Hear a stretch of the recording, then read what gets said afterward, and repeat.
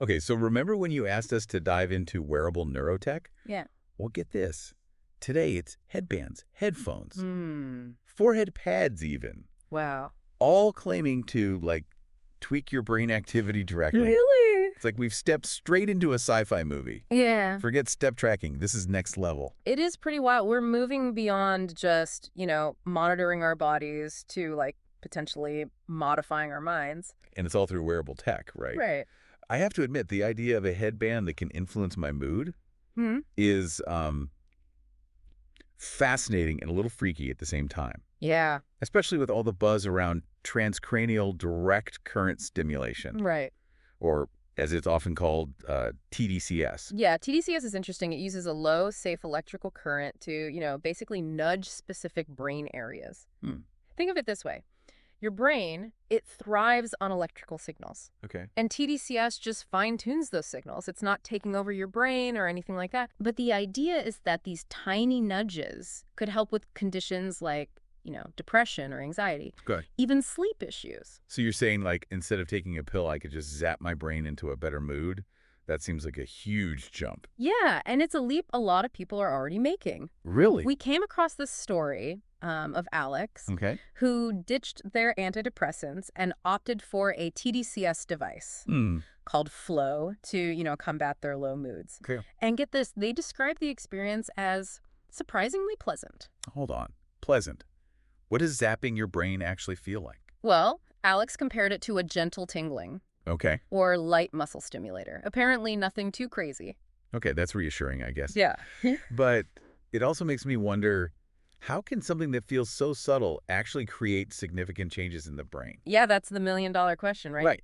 It all comes down to how our brains are wired. Like, Yeah. literally, imagine a complex network of neurons, like messengers, constantly sending, these electrical signals to each other. Okay. I'm picturing those old sci-fi movies with, like, sparks flying between wires. Close enough. Okay. So with tDCS, those subtle electrical currents, they're thought to influence how easily those neurons communicate. Okay. It's like turning up the volume on certain brain signals while turning down others. Oh, so it's not that tDCS is forcing your brain to do something new. It's more like it's optimizing the pathways that are already there. That's a great way to put it. Okay. And, one of the most exciting things about this is its potential for early intervention. Hmm.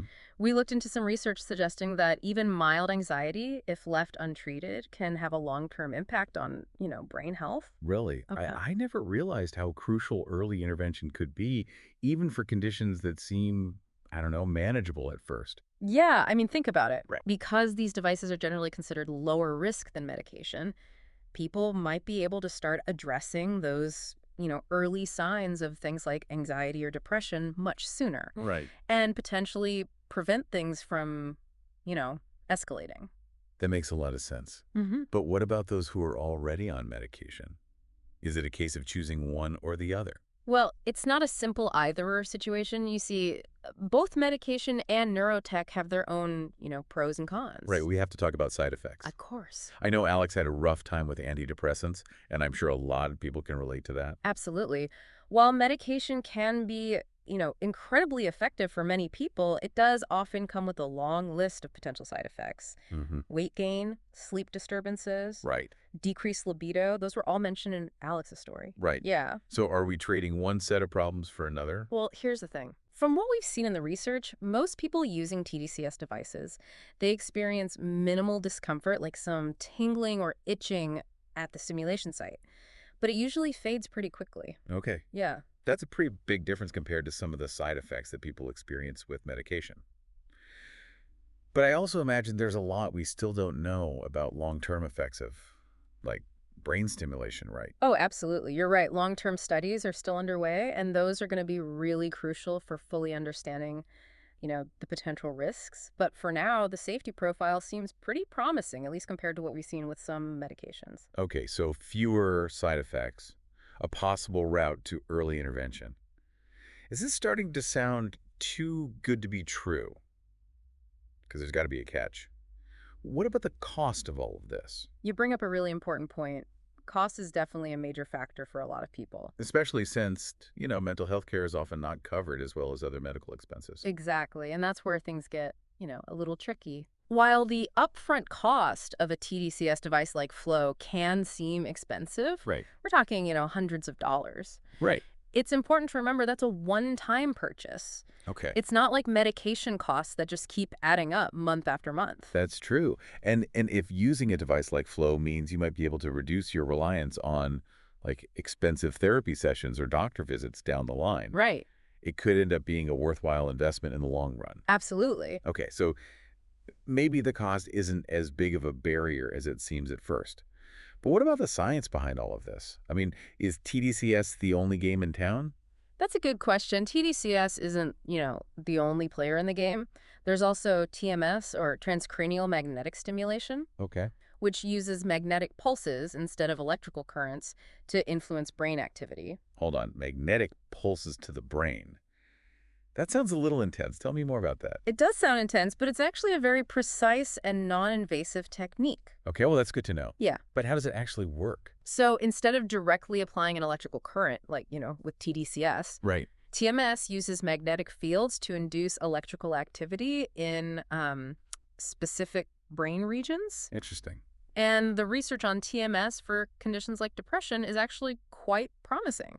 So we've got tDCS with its subtle electrical nudges and TMS using magnetic fields. Oh, right. It seems like there's a whole world of like brain tweaking tech out there. There really is, and it's not just limited to, these clinical settings. Right. Remember those consumer neurotech devices you were curious about? Oh, right. The brain boosting headbands and headphones. Yeah. Those definitely caught my attention. Yeah, they're pretty popular. Are we talking about achieving that elusive state of inbox zero thanks to a brain boosting headband? Well, let's just say the claims are pretty bold.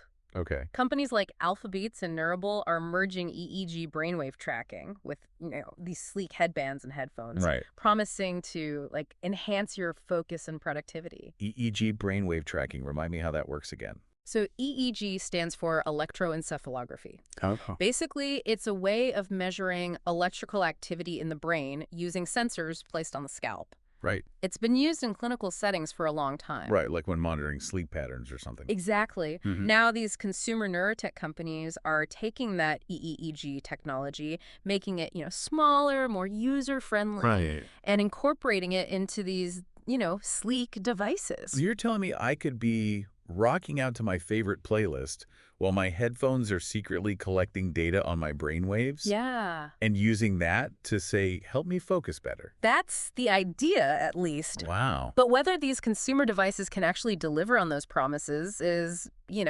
another question. It all sounds a bit like science fiction, to be honest. I mean, Yes. how much can we really influence our brain power with?